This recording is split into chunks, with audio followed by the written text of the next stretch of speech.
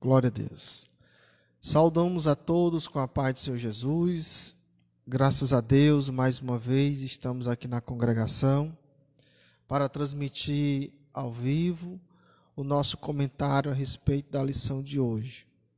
Desde já nós convidamos os irmãos que estão nos assistindo para convidar outras pessoas também a nos assistir e também fazer os seus comentários, tá certo?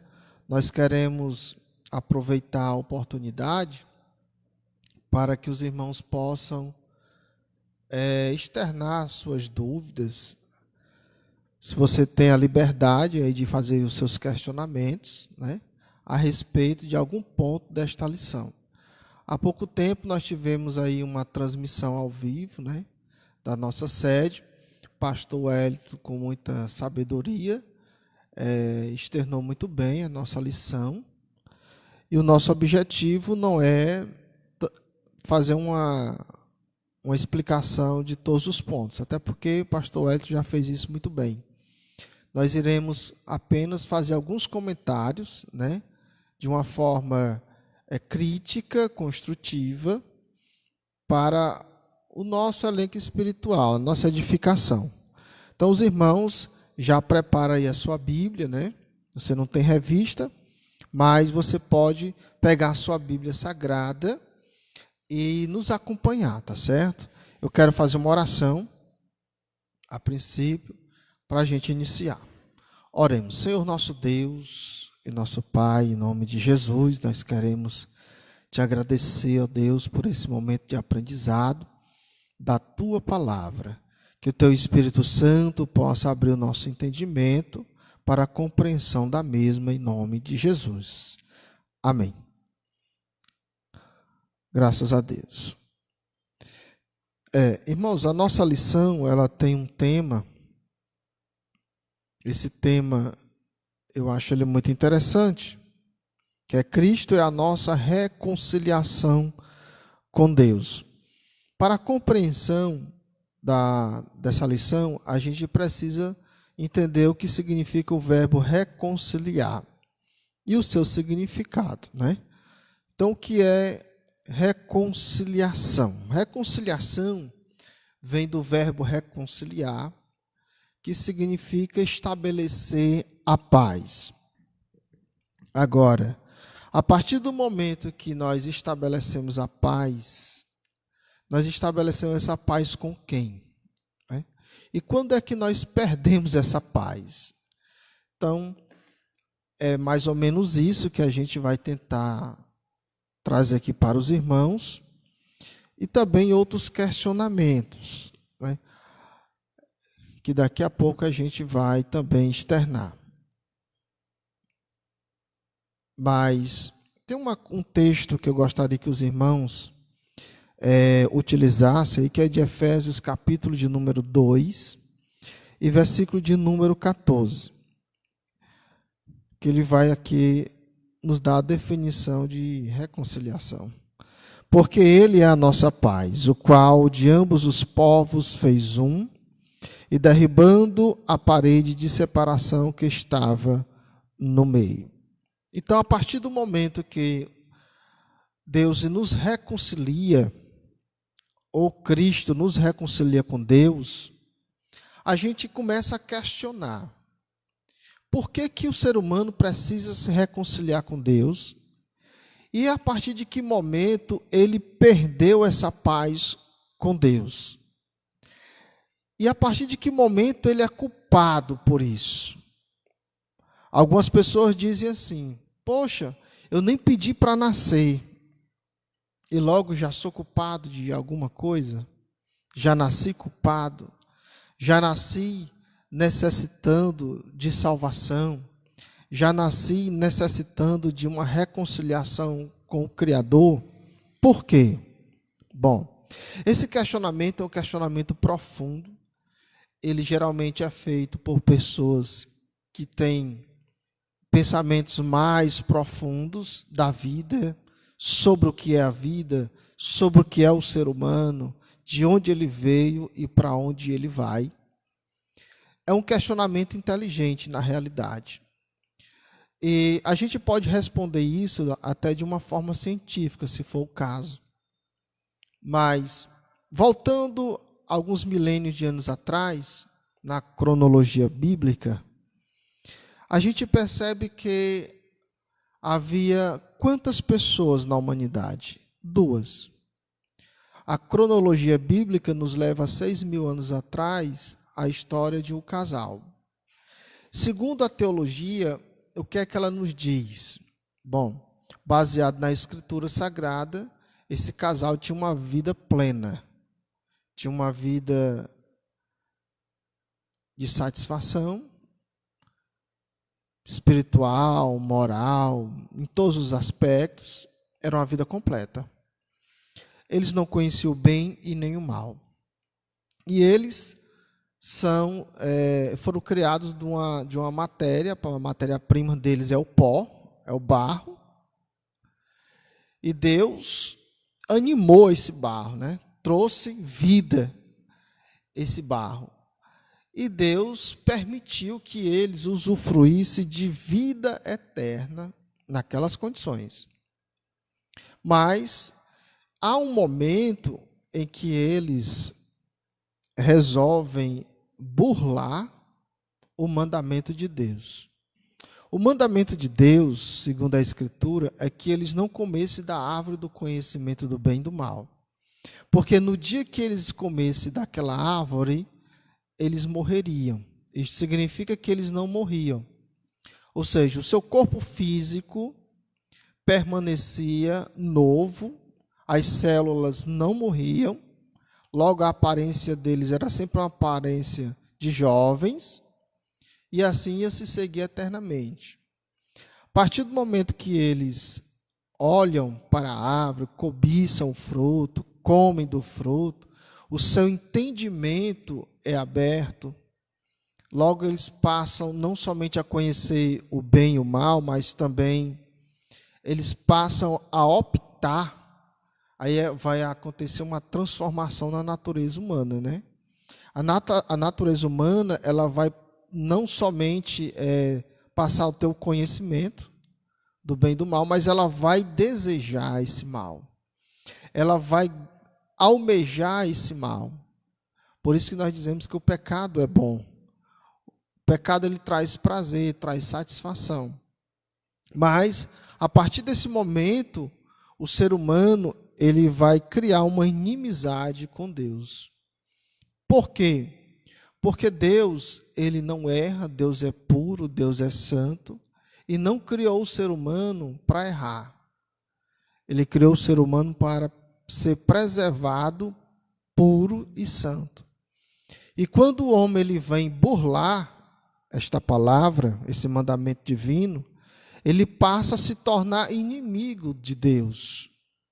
A sua natureza agora vai desejar o mal. Por mais que ele também deseje o bem, mas ela sempre vai ser tendenciosa a desejar mais o mal do que o bem. Não é que o ser humano não venha a ser capaz de nunca fazer uma boa ação por si mesmo. Sim, ele é capaz. Mas a partir do momento que ele é capaz de fazer qualquer boa ação, ao mesmo tempo ele é capaz de fazer qualquer má ação. O que isto significa? É simples. Isto significa que o ser humano ele é capaz de fazer as maiores benéfices da humanidade, como ele também é capaz de fazer a pior desgraça também. Ele é capaz das maiores loucuras que você possa imaginar, e não importa quem ele seja. Talvez você esteja me assistindo e diga assim, não, eu não sou capaz de tanta loucura assim. Infelizmente você é. Basta você estar dentro da situação que poderá levar você a isso, né? Então, a partir do momento que o ser humano ele é corrompido, a sua natureza é corrompida, tudo aquilo que vem dele vai trazer a essa herança maldita, né? Por isso que o ser humano hoje, ele já nasce tendencioso a errar. Por quê? Ele está nascendo de alguém que alguém provém de Adão e Eva. Então ele está trazendo uma herança. E nós sabemos, cientificamente falando, que tudo que vem de algo, esse tudo traz ou herda aquilo da matéria-prima. Por exemplo, o ser humano, ele veio da onde? Qual é a matéria-prima do ser humano, do corpo humano? A matéria-prima do corpo humano, segundo a Bíblia, é o pó. O que é que tem o pó? O que é que tem o barro? O que é que tem a terra? A terra tem os elementos minerais, né? O sódio, o potássio, etc, etc. E o ser humano também não tem? Todo ser humano tem esses elementos, esses minérios, esses minerais. Por quê? Porque ele vem da matéria-prima pó. O que isso significa? Que tudo aquilo que existe, existe baseado em uma matéria-prima. E tudo aquilo que vem de uma matéria-prima, ele herda daquela matéria-prima alguma coisa. Então, nós viemos de quem? Viemos de Adão e Eva. Então, o nosso corpo e a nossa natureza vem deste casal. Logo, a natureza desse casal que foi corrompida, logo nós iremos trazer dessa natureza, desse casal, essa herança maldita que é o pecado. É por isso que hoje o ser humano, por mais bom que ele tente ser, ele também é ruim. Porque ele também passa a ser capaz de fazer as maiores atrocidades que você possa imaginar na vida. Então, é importante que a gente venha entender uma coisa aqui. Não se ache melhor, não se julgue melhor, porque daquele que cometeu algo cruel. Talvez você conheça aí alguém que fez algo cruel. Imagine alguém que você conheça ou que você assistiu aí na TV, na internet, alguém que fez uma atrocidade. Não se ache melhor do que essa pessoa. Você também é capaz disso. Basta você estar nas condições necessárias para isso, né? Ou seja, aí vai cumprir isso que Paulo disse aos romanos, que todos pecaram e afastados estão da glória de Deus. O ser humano se tornou inimigo de Deus quando? Quando ele peca contra Deus. Isso aconteceu 6.000 anos atrás, conforme a cronologia bíblica. E ele precisou de uma reconciliação com Deus. Ele precisou ter paz com Deus novamente. Isso vai acontecer em quem? E com quem? Isso vai acontecer em Jesus, através de todo aquele que nele crê. Então, o ser humano, para ter paz com Deus, ele vai precisar ter essa ligação forte com Jesus. E essa ligação só acontece quando? Quando essa pessoa, esse ser humano que somos nós, reconhece que a sua natureza é pecaminosa, que por mais que ele seja capaz de optar pelo bem, mas ele também ao mesmo tempo é capaz de optar pelo mal, reconheça essa fraqueza dele, reconheça essa herança maldita e se arrependa. A partir do momento que ele se arrepender, e a partir do momento que ele entregar-se a Cristo, ele vai encontrar em Cristo salvação. Ele vai encontrar a paz, né? E isso não é um mérito humano, isso é um mérito divino. Isso o ser humano por si só, ele jamais será capaz de fazer. Ele precisa de Cristo para isso, tá certo? E uma coisa que eu me lembrei, quando eu li esse texto de Efésios 2:14, né? Que fala aí sobre essa barreira que havia. Em Cristo não existe judeu, não existe grego, não existe gentil. Todo mundo é igual. Nós sabemos que hoje existe uma certa babação, né? Podemos dizer assim, em relação ao povo judeu. O pessoal do mundo cristão, acredita que eles são um povo especial. Quando as pessoas olham com essa visão para o povo de Israel, eles ainda estão atrelados à visão do Antigo Testamento. O povo especial de Deus hoje chama-se igreja. Ela é composta por judeus, ela é composta por gregos, ela é composta por gentios, ela é composta por todas as pessoas que se unem a Cristo como Senhor e Salvador. Não existe mais um povo especial, não. Israel é um povo que tem a promessa de salvação. Mas Israel não é salvo hoje. O que está sendo salvo é alguns judeus que têm se aliado a Cristo, né? Tem crido nele, tem se arrependido, tem acreditado que ele é o Messias. E esse judeu que tem crido assim, está se unindo à igreja do Senhor, que é um grupo grande, imenso de pessoas do mundo inteiro. Mas a nação de Israel em si, nesse exato momento, ela é como se fosse uma nação comum. Ela, no momento, ela não é salva, a não ser aquele israelita que aceita que Jesus é o Cristo, né? Aí me surgiu uma pergunta assim, irmão, se Israel tivesse aceitado Jesus como Salvador, tinha salvação para nós? Por que surgiu essa pergunta para mim?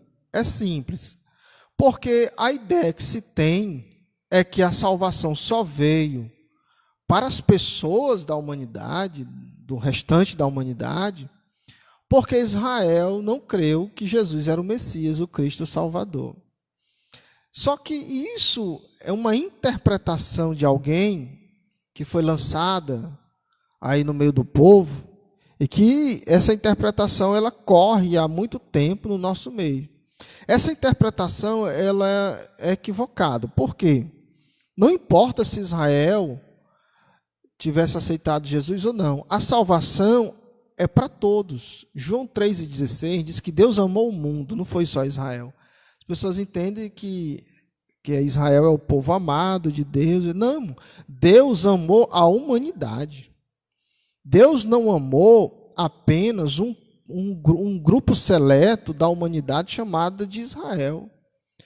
João 3,16 é claro, Deus amou o mundo e deu o seu Filho a todos, para que todos creiam, não importa se ele é judeu, se ele é grego, se ele é romano, se ele é norte-americano, se ele é sul-americano, asiático, africano, não importa. Deus ele não veio para salvar apenas uma nação, ele veio salvar para todos os povos. Mas João capítulo 1, versículo 11 diz que ele veio para os seus, mas ele veio para os seus com qual objetivo? Ele veio primeiro para os seus, porque os seus pais eram judeus, ele era judeu, Jesus era judeu, então a ideia era primeiro Jesus vir para o povo de Israel e em seguida para todas as nações. Independente de Israel crer nele ou não, Jesus iria atingir todas as nações com o seu projeto de salvação. Então essa ideia, ela não consiste aí, ela não resiste na realidade na Escritura, tá certo? Haveria sim salvação para todos os povos, independente de Israel ter aceitado que Jesus era o Messias ou não. Lembrando aí que os irmãos, se quiserem fazer alguma pergunta ao vivo, escreva a sua pergunta aí nos comentários. Os irmãos que aqui nos ajudam vão nos passar essa pergunta, a gente poderá responder aí para os irmãos, tá certo? Mas outro ponto crítico, né, que eu queria falar é sobre um comentário aqui que o autor vai falar sobre lei, né? No primeiro ponto, que diz, Cristo desfez a inimizade entre os homens, no subponto 3, ele vai falar sobre o conceito da lei dos mandamentos. E aqui ele vem falar da lei como se fosse 3, né? É a lei moral, cerimonial, civil. Particularmente, eu acredito que o autor aqui ele não foi muito feliz em conceituar o termo lei, né? Que realmente não é tão difícil de conceituar, mas se nós não tivermos uma visão mais profunda da lei, a gente acaba aqui confundindo a mente, né? Ele não está defendendo que exista 3 leis, mas ele acaba que insinuando isso. Por exemplo, aqui no subponto 4, ele vai dizer assim: desse modo, a revogação aqui aludida é a da lei cerimonial. Então, ao mesmo tempo que ele vai dizer que não existe 3 leis, ao mesmo tempo ele vai falar que ela existe, né? Então, eu vejo aqui um conflito do próprio autor. Mas o que a Escritura diz? É importante sempre a gente ver o que a Escritura diz. Então, se os irmãos que estão em casa aí, pode abrir a sua Bíblia em Deuteronômios, capítulo de número 31.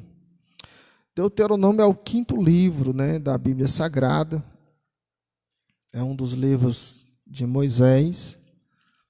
Claro que Moisés não escreveu o livro de Deuteronômio todinho, né?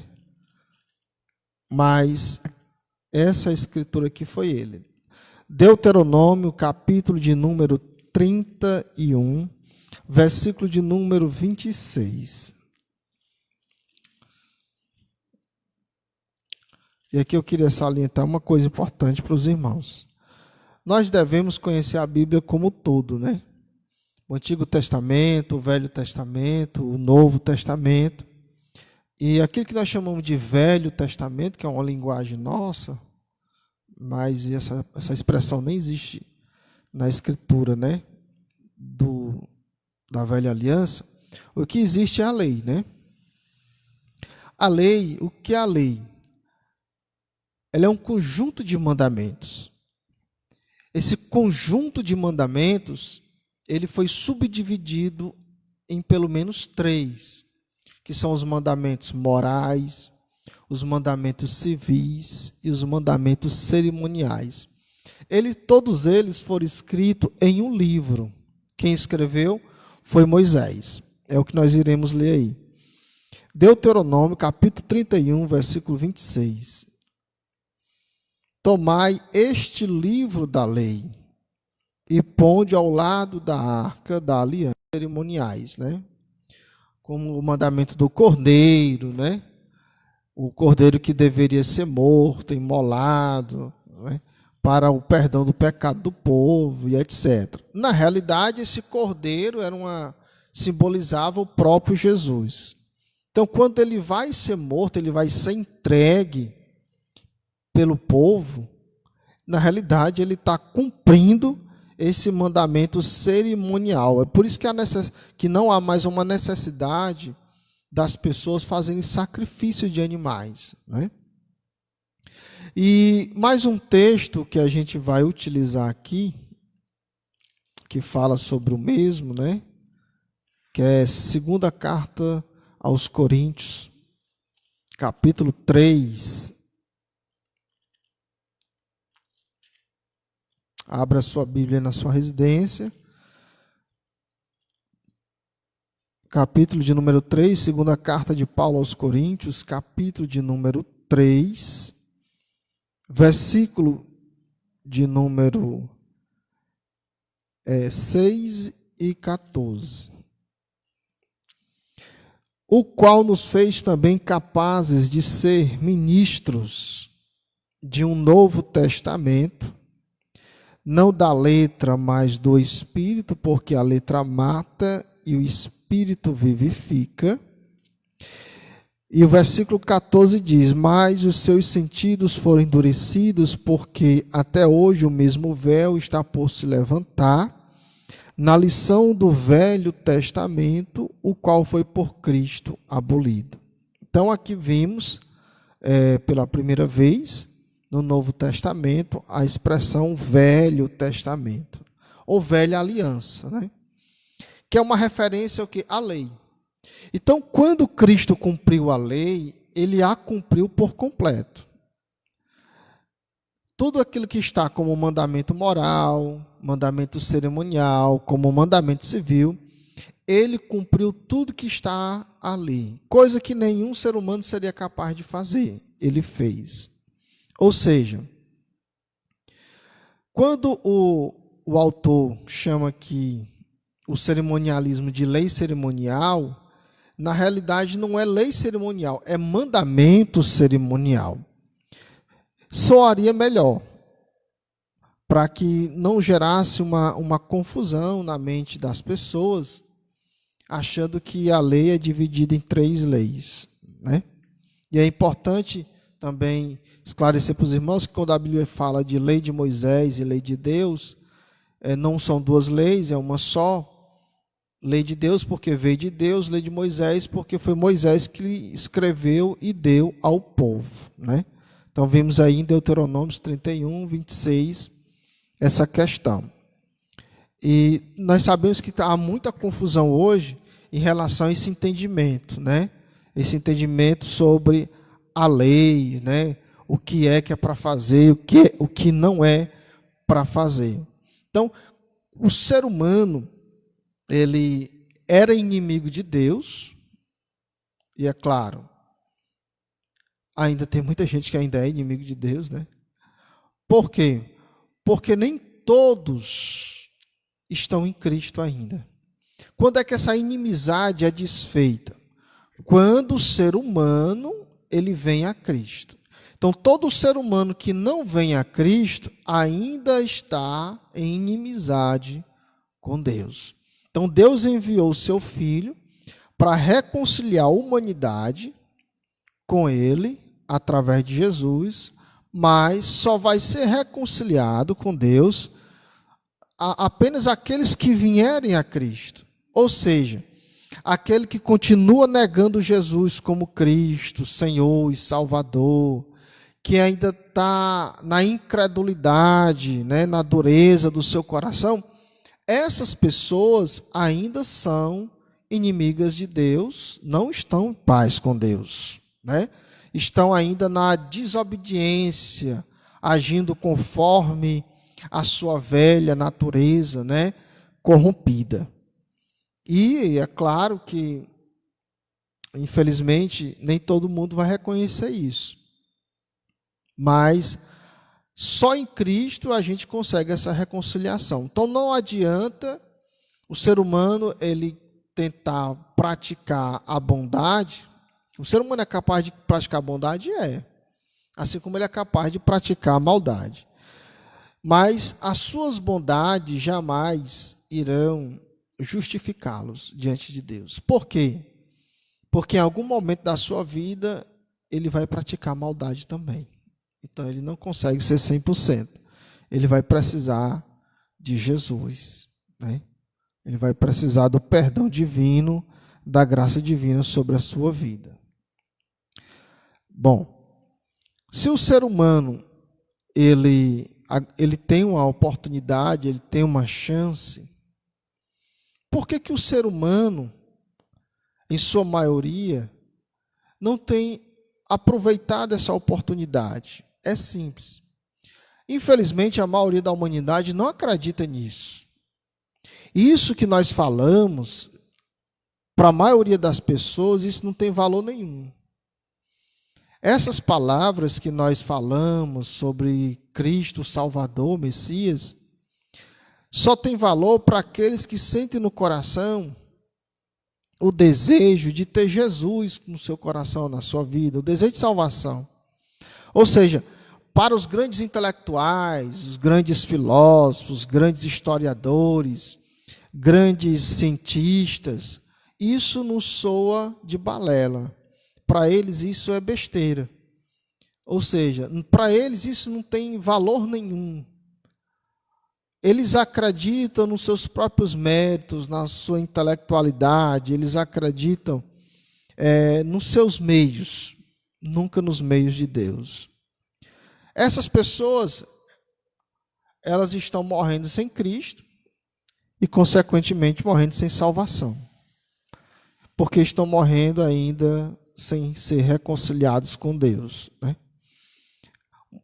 Uma coisa que eu preciso salientar para os irmãos também é a questão da maldição. O pecado é uma maldição. Todos nós éramos malditos. Por quê? Porque é algo que nos traz prejuízo, né? Condenação, e a gente herda. Essa maldição é uma herança que a gente tem dos nossos primeiros pais, Adão e Eva. Essa maldição, ela só pode ser arrancada do ser humano se ele vir a Cristo. Ou seja, o ser humano, enquanto ele não vem a Cristo, ele é um maldito. É uma realidade, é forte isso que eu estou dizendo, mas é uma realidade, né? A gente não pode fugir dessa realidade. Não importa se o cara é famoso, não importa se é uma mulher famosa, tem muito dinheiro, seja da alta sociedade, da nobreza, não importa. Está na condição de pecador, aos olhos de Deus, essa pessoa traz a maldição que é o pecado. Ela precisa de Jesus o mais rápido possível. E como é que se quebra essa maldição? Hoje, algumas denominações falam muito de quebra de maldição, né? Principalmente as denominações neopentecostais. E fazem campanhas, correntes, etc, etc. Mas essa maldição, chamada pecado, que é o desejo que o ser humano tem dentro de si de fazer alguma coisa errada, ela só é arrancada quando você reconhece que é pecador e aceita que Jesus é o teu Salvador. Ou seja, em Cristo não existe maldição. Aí talvez você, como cristão, estava, né, antes da pandemia, até participando aí de campanhas contra a maldição. Meu irmão, se você em Cristo ainda é um maldito, que adiantou tu aceitar a Jesus como Senhor e Salvador? Isso é a ignorância que existe em nosso meio. Nós temos irmãs de oração, do círculo de oração, por exemplo, por não estudar as Escrituras, né, acabam que entrando nessa heresia e fazendo até campanhas nas nossas igrejas de quebra de maldição. Mas o sangue de Jesus tem poder, meus irmãos. Quer quebrar a maldição da tua vida? Aceita Jesus como Senhor e Salvador. E que todo o mal que te condenava, que te levava ao inferno, será arrancado de ti, para a glória de Deus. Então, o cristão, ele não precisa fazer campanhas de quebra de maldição. Se você está fazendo isso, é porque você não entendeu o Evangelho. Não, mas o pastor fulano de tal estabeleceu isso. É porque ele não entende o Evangelho. Certo? Todo aquele que está em Cristo, ele já passou da maldição, agora a vida está nele. Mas, irmão, a minha condição está difícil. Minha situação financeira, eu tenho enfermidades. Isso não é maldição? Irmão, os males sociais é uma maldição criada pelo próprio ser humano. Se você acha que o fato de você morar no Brasil, passar por situação de pobreza e de miséria, de falta de dinheiro, falta de alimentação, você acha que isso é uma maldição? Tudo bem, pode ser. Mas que tipo de maldição é essa? É uma maldição social? É. Ocasionada pelo quê? Por políticas sociais que não são para todos. As políticas sociais é para um pequeno grupo. Logo, você que faz parte da grande massa vai sofrer.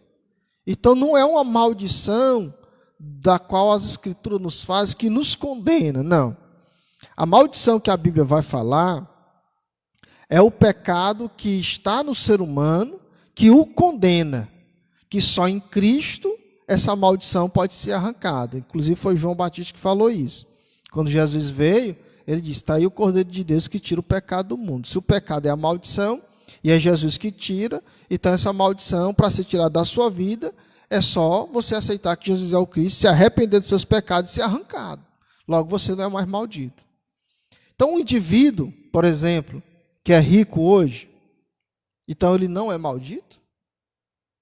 Depende, né?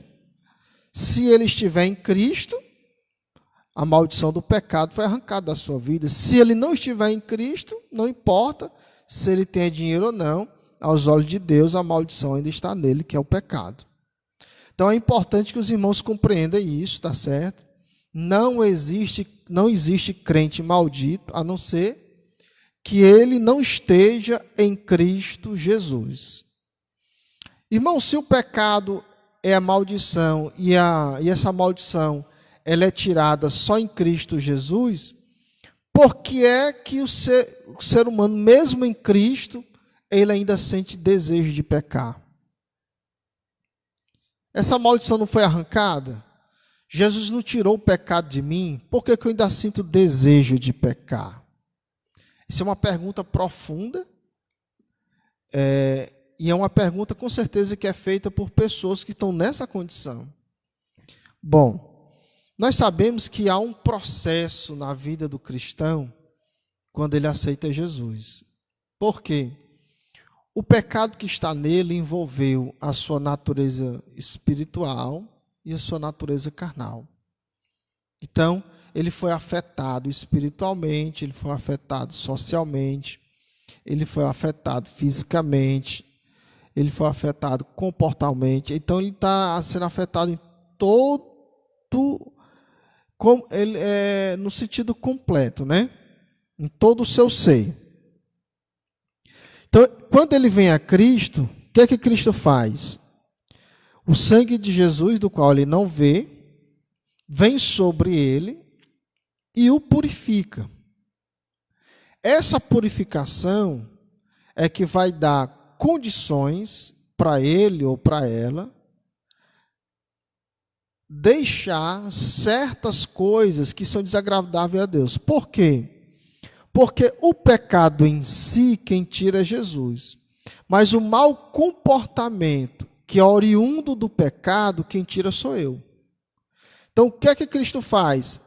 Ele quebra a força do pecado na minha vida, para que eu possa não pecar contra Deus. Ou seja, aquele comportamento, aquele tipo de pensamento, aquela atitude que eu gostava muito, né? Mas eu sei que Deus não se agrada, e antes eu não tinha condições, eu não tinha força para dizer não, agora com Cristo eu vou conseguir. Então vai chegar um momento da minha vida que eu não vou ter mais o desejo de fazer tal coisa, mesmo a minha natureza me impulsionando a fazer, mas o meu consciente vai me dizer, não vale a pena, e você vai sentir que isso não tem necessidade para você. É algo assim bem profundo, que isso que eu estou falando. E só quem tem essa experiência é quem se entrega de espírito, alma e corpo a Jesus. Tem pessoas que nunca foram libertas do pecado. Por quê? Porque nunca se entregaram de todo o coração. Não houve uma entrega 100%. Por isso, essas pessoas nunca conseguem se libertar de nada, né? Então é importante que você compreenda que em Jesus você precisa se entregar como todo e não apenas uma parte. Entrega-se como todo, Jesus ele vai quebrar a força do pecado da tua vida e você vai conseguir dizer não para uma série de situações da sua vida que era desagradável a Deus, né? As horas já estão passando, né? Daqui a pouco a gente vai terminar. Lembrando que os irmãos, eles têm a oportunidade, você que está aí nos assistindo, você tem a oportunidade de fazer perguntas, tá certo? Lembrando que nós não estamos fazendo um comentário de todos os pontos da revista, mas somente de algumas coisas que a gente considera mais de difícil compreensão. E aqui e acolá trazendo também, podendo trazer um comentário crítico construtivo da lição. Tá certo? Então, em relação ao povo de Israel, Deus ele não faz acepção de pessoas. Eu falei há pouco tempo que existe um grande apreço, né, por parte dos cristãos em relação ao povo de Israel, como se o povo de Israel fosse um povo salvo. Não, mas o povo de Israel, é um povo que nega Jesus até hoje. Apesar que há exceções, né? Existem alguns judeus que são cristãos, mas a nação de Israel em si, ela está afastada do seu Criador. Existe uma promessa para Israel? Existe. Que promessa é essa? A promessa de salvação? Existe, porque a promessa de salvação, irmão, ela é para todos, não é só para uma nação. Mas existe uma profecia bíblica, nas páginas do Novo Testamento, que nos fala do futuro dessa nação. E se você puder abrir a sua Bíblia na sua casa, em Romanos capítulo 11, nós iremos tirar uma dúvida aqui desse texto, me questionar a respeito desse texto, porque existe um ramo de irmãos que acreditam que Israel é salvo. Eu não sei se você já ouviu falar nisso, mas existe um ramo aí no meio dos cristãos que diz que Israel é salvo, mesmo na condição que estão. E eles interpretam esse texto aqui de forma errada. É Romanos capítulo 11, versículo 25 ao 28. Porque não quero, irmãos, que ignoreis este segredo, para que não presumais de vocês mesmos, que o endurecimento veio em parte sobre Israel, até que a plenitude dos gentios esteja completada. E assim todo Israel será salvo, como está escrito: de Sião virá o libertador, e desviará de Jacó as impiedades, e esta será a minha aliança com eles, quando eu tirar os seus pecados. Assim que, quanto ao evangelho, são inimigos por causa de vocês, mas quanto à eleição, são amados por causa dos pais. Aí aqui há uma interpretação errada a respeito de Israel. Primeiro, irmão, em relação à salvação, o texto é claro. Versículo 26, e assim todo Israel será salvo. O verbo ser está no futuro. Isso significa que Israel não é salvo, será salvo. Quando, irmãos? Quando isso vai acontecer? O versículo 25, que é o versículo anterior, ele vai nos explicar. Dizendo que o endurecimento ele veio em parte sobre Israel, até que o tempo dos gentios tenha se completado. Que endurecimento é esse? Nós sabemos que Israel sempre teve um coração endurecido. Então, quando Jesus veio, há 2000 anos atrás, ele veio em um momento em que a nação de Israel continuava com seu coração endurecido. Porém, nem todos endureceram o seu coração. Uma parte creu no Evangelho, que justamente foram os discípulos, alguns fariseus e pessoas comuns da comunidade judaica. E o texto está nos dizendo que esse endurecimento ele vai ter um tempo determinado. Esse endurecimento não é que Deus está endurecendo o coração deles, mas é que o coração deles está endurecido por eles mesmos e Deus previu esse tempo de endurecimento. O texto nos fala aqui de uma plenitude dos gentios, ou tempo dos gentios, né? O gentio é todo aquele que não é judeu. Existe um tempo para o povo não judeu, né?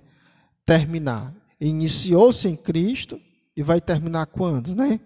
Bom, isso aí já é um processo de escatologia que a gente precisa entrar. Mas baseado no texto que nós estamos aqui, Israel só vai ser salvo quando o tempo dos gentios terminar. O tempo dos gentios é aquele momento em que Deus estabeleceu para todo mundo aceitar que Jesus é o Messias, o Salvador. E esse endurecimento que existe no povo israelita, que não é um endurecimento dado por Deus, é um endurecimento deles mesmos, do seu próprio coração, como aconteceu no deserto, só vai terminar no final da grande tribulação, né? Ou seja, Jesus vem, arrebata a igreja, vem a grande tribulação, o surgimento do anticristo, as taças são derramadas, os selos são abertos, as trombetas são tocadas e tal. E no final da grande tribulação, quando Jesus volta com uma igreja, é o momento em que Israel não endurecerá mais o coração. É o momento que Israel vai crer que aquele Jesus é o Messias.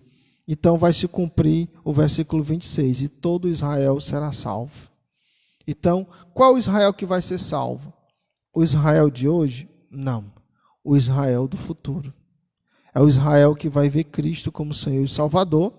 É o Israel que vai amolecer o coração. Então, o israelita hoje que está sendo salvo, é esporadicamente um ou dois, uma pequena parcela daquela nação. Mas a nação como toda hoje, ela não é salva. Certo? Mas no versículo 28, que é o versículo mais mal utilizado por esse ramo de cristãos que acredita que os israelitas são salvos na condição que está, diz assim: assim que quanto ao evangelho são inimigos por causa de vocês, mas quanto à eleição, amados por causa dos pais. Aí a ideia é o seguinte: Israel é um povo eleito, é um povo escolhido, então eles são salvos por cima de pau e pedra. Essa é a interpretação que alguns têm. Não. O texto é claro. Eles são inimigos do evangelho. Por quê? Eles não acreditam no evangelho, eles acreditam na lei. Para eles, o evangelho é um absurdo. Mas o texto está dizendo que, quanto à lei, são amados e não salvos. É importante que os irmãos compreendam os termos, as palavras que são colocadas em relação ao contexto.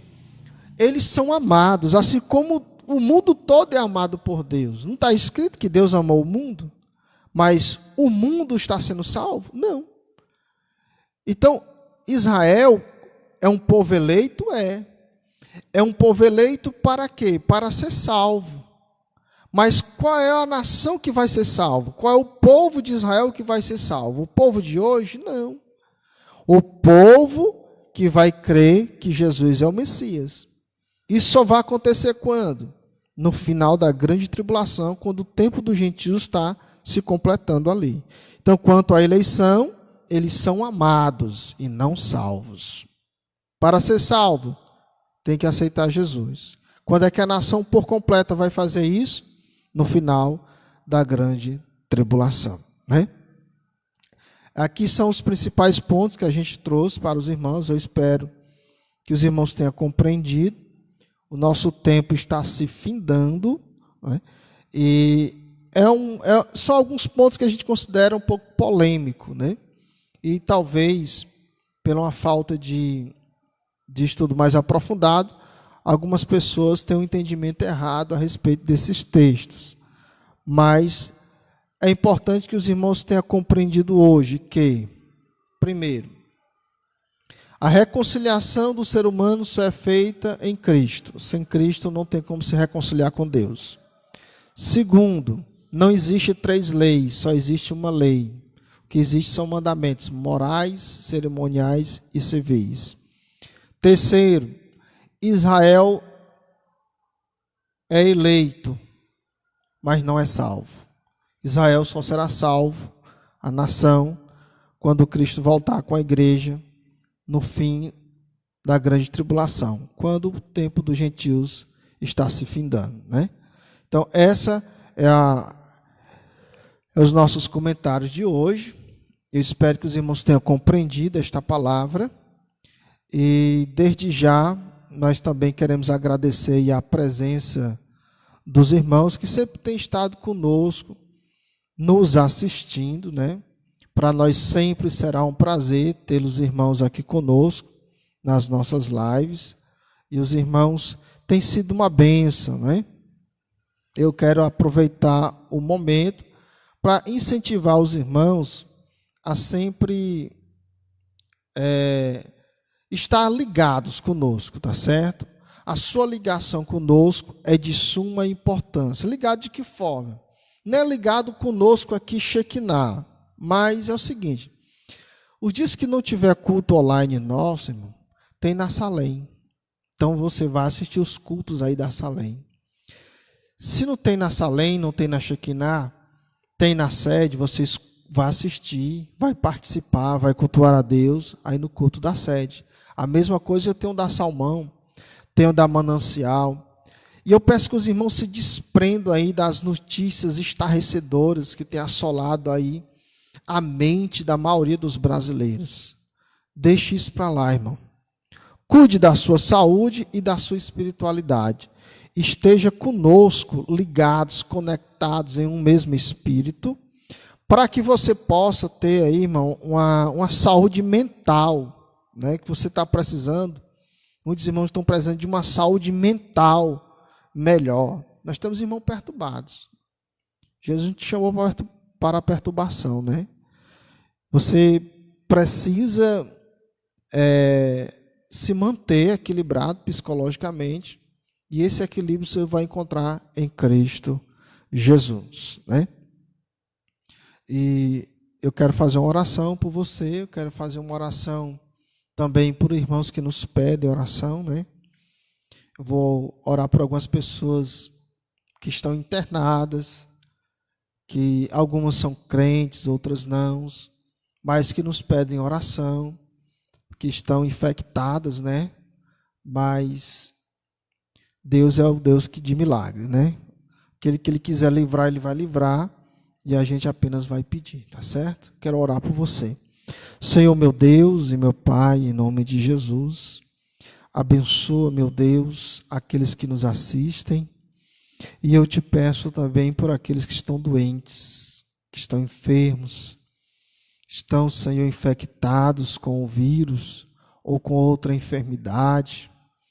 Em nome de Jesus, ó Deus, dá saúde a essas pessoas, dá livramento, meu Pai, que eles possam se recuperar em nome de Jesus. Que a partir de hoje eles possam se sentir melhor, que a partir de hoje eles possam se levantar, que a partir de hoje, Senhor, a tua paz possa reinar em seus corações e que as vidas possam reconhecer que tu é Deus nos céus e Deus na terra. Amém? Graças a Deus. Fique na paz do Senhor Jesus e que a graça do Senhor esteja sobre você e toda a sua família. Amém.